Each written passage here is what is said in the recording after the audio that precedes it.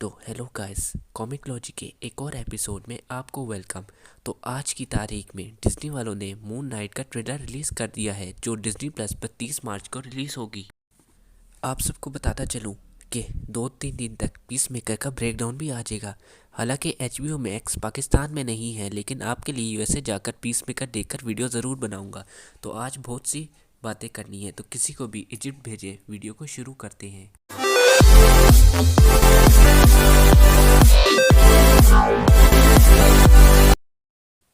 तो इस ट्रेलर की शुरुआत होती है ऑस्कर आइजैक के करैक्टर मार्क स्पेक्टर के साथ, जो बेड पर लेटा हुआ होता है। और अगर आपने इसके साथ मोबाइल पर नज़र डाली है तो इस पर एक ऐप चल रही है, मगर ये ऐप मार्क को सुलाने के लिए नहीं बल्कि जगा कर रखने के लिए है, क्योंकि मार्क सोना नहीं चाहता और इसके पीछे एक ऑब्वियस रीज़न है। तो आप आए हैं तो आप पर कॉमिक्स का नमक छिड़क देता हूँ।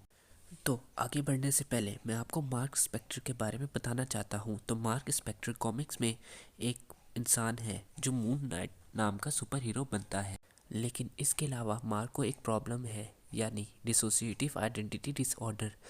यानी इसके दिमाग ने इसके जिस्म में मुख्तलिफ तरह की आइडेंटिटीज़ बनाकर रखी है। और मार्क इस सीन में इस वजह से नहीं सोना चाहता कि इसको पता है अगर ये सोया तो ये पता नहीं किसकी आइडेंटिटी लेकर जागेगा और कहाँ पाया जाएगा। तो अनफॉर्चुनेटली इसकी आँख लग जाती है और जब वो उठता है तो घबरा कर भागने लगता है। और इसी सीन में आपने देखा होगा कि मार्क के बेड के साथ कुछ सैंड या सॉल्ट जैसा कुछ डला हुआ है। और आई प्रॉबेबली थिंक कि ये सॉल्ट होगा, क्योंकि बहुत सारी माइथोलॉजी में माना जाता है कि सॉल्ट आपको ईविल से बचाता है। और इसी सीन में हमको देखने मिलती है एक बुक जिसका नाम है एडवेंचर ऑफ द सोल, और इसको लिखा है जेम्स वेन ने। और ये किताब उन लोगों के लिए है जो खुद से सवाल करते हैं कि वो कौन है, कहाँ से आए हैं और कहाँ जाना चाहते हैं। फिर इसके बाद हमें मार्वल का लोगो दिखाया जाता है जो पूरी तरीके से वाइट है, और ये दिखाया जाता है कि मून नाइट लंदन में टेक प्लेस कर रही है। अब लंदन का मार्वल से पिछले कुछ डेकेड से बहुत गहरा ताल्लुक है। अगर आपको याद हो तो इटर्नल भी लंदन में टेक प्लेस कर रही थी। और इटर्नल का एक करैक्टर जो डॉन वाइटमैन है, जो ब्लैक नाइट बनता है आगे जाके, वो भी लंदन बेस्ड करैक्टर है, जो हमने इटर्नल के पोस्ट क्रेडिट सीन में देखा था कि डॉन वाइटमैन और प्लेट आपस में मिल रहे हैं।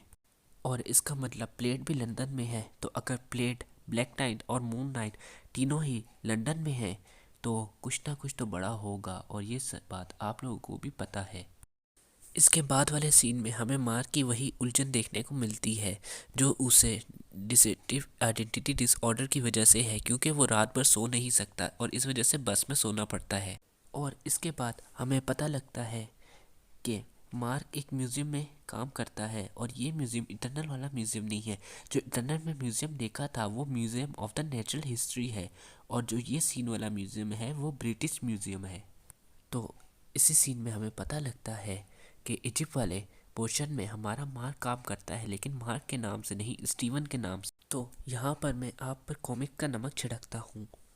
तो थोड़ी देर पहले आपको बताया था कि मार्क को डिसोसिएटिव आइडेंटिटी डिसऑर्डर है, जिसकी वजह से इसके दिमाग के अंदर बहुत सारी पर्सनैलिटी बन चुकी है, और उन्हीं में से एक स्टीवन है। यहाँ पर एक फ़नी चीज़ हो जाती है कि जो आइडेंटिटी मार्क ने क्रिएट की है वो एक मिलीनियर है रियल लाइफ में, ब्रूस वेन की तरह, और उसका एक म्यूज़ियम में काम करना मेक सेंस नहीं करता।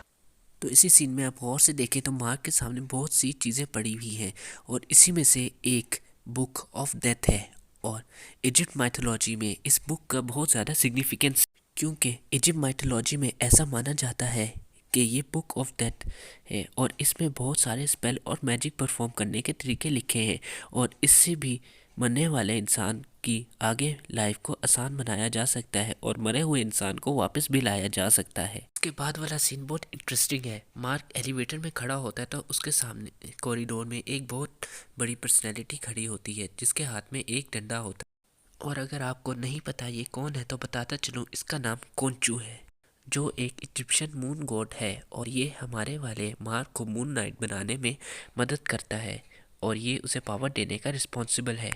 तो अब हम इस टॉपिक में हैं और मैंने कॉलेज से छुट्टी करके वीडियो बना रहा हूँ, तो आपको मून नाइट का ओरिजिनल भी बताता चलूँ।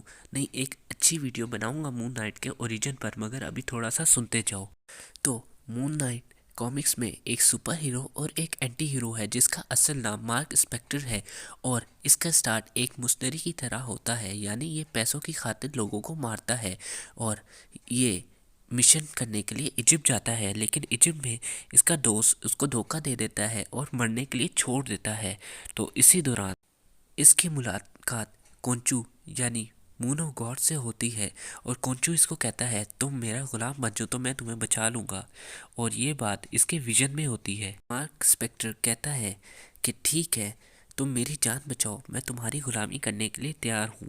तो इससे आगे कॉमिक्स बुक में बताया जाता है कि ये जो पूरा काम हुआ है ये कोंचू ने खुद करा है, यानी इसने ये सब पहले से ही प्लान कर रखा था और इसने मार्क को बचपन से ही मून नाइट के लिए चूज कर चुका था। और इसके बाद मार्क की लाइफ में जो कुछ भी हो रहा था वो कोंचू खुद करवा रहा था। तो इधर मार्क को जो कोंचू दिख रहा है वो कोंचू खुद कर रहा है ताकि वो मार्क से अच्छी तरीके से कम्युनिकेशन कर सके।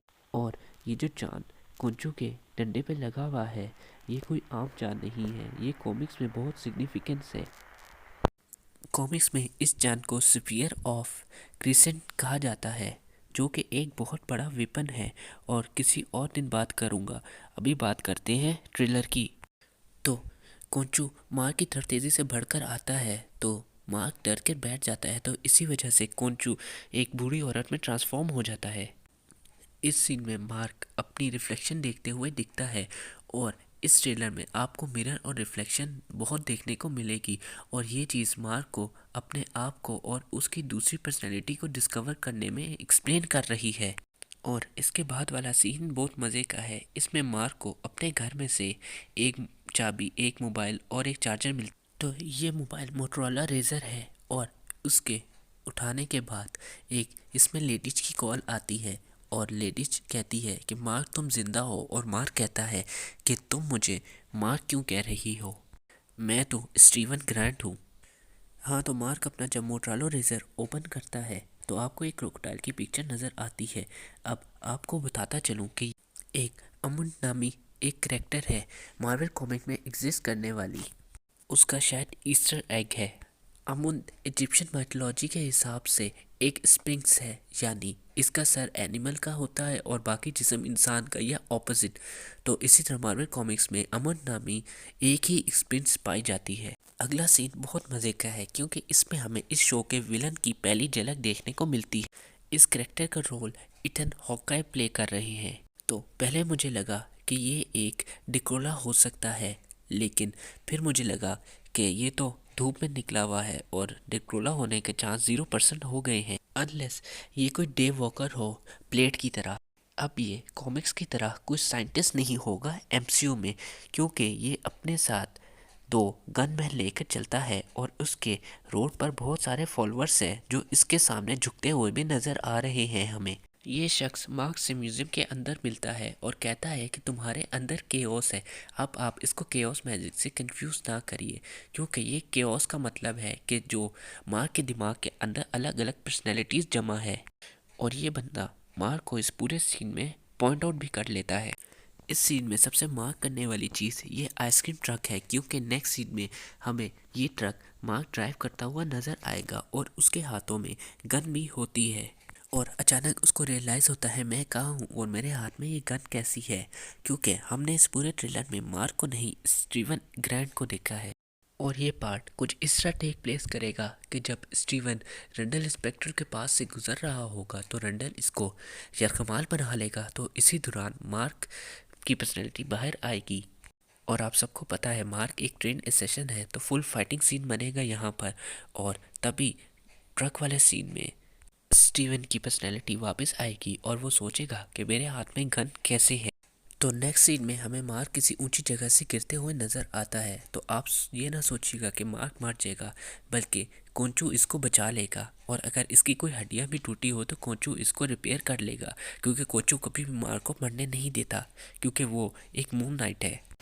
और इसके बाद हम मार्क को एक पिरामिड वाली जगह पर देखते हैं, और हो सकता है ये टाइम वो हो जब मार्क को कोंचू से कम्युनिकेशन करने को मौका मिले और वो अपना केओस एक्सप्लेन करे, और तभी कोंचू इसको मून नाइट की पावर दे। यहाँ पर मून नाइट का सूट कॉमिक जैसा नहीं है, क्योंकि कॉमिक में मून नाइट का सिर्फ वाइट सूट है और यहाँ पर मून नाइट का सूट वेनम की तरह उस पर चढ़ रहा, सेम कोंचो जैसा मम्मी टच। और आपको पता है कोंचो इजिप्ट से ताल्लुक़ रखता है और इजिप्ट और मम्मी का क्या ताल्लुक। इसके बाद आता है सबसे एपिक सीन, यानी ये फाइट वाला। अब ये तो कंफर्म नहीं है कि मून नाइट वॉशरूम में किसको पेल रहा है, मगर ये बात तो कंफर्म है ये कोई इंसान नहीं है। हो सकता है ये कोई वेयरवुल्फ हो, क्योंकि मून नाइट का डेब्यू भी एक वेयरवुल्फ की कॉमिक्स में ही हुआ था। इन कंक्लूजन मैं यही कहना चाहूँगा कि मून नाइट एक एपिक लेवल की सीरीज़ होने वाली है, जिसके लिए मैं बहुत एक्साइटेड हूँ। अगर आपको नहीं पता कि मून नाइट कौन है तो इंशाल्लाह मैं कल या परसों एक डेडिकेटेड वीडियो बनाऊंगा मून नाइट के ओरिजिन पर। तो इसी के साथ वीडियो को करते हैं ख़त्म। अगर वीडियो कहीं से किसी जगह से भी अच्छी लग गई तो वीडियो को लाइक, चैनल को सब्सक्राइब करें और वीडियो ज़्यादा अच्छी लग गई तो दोस्तों को शेयर भी कर दें। तो नेक्स्ट वीडियो तक के लिए सायोनारा।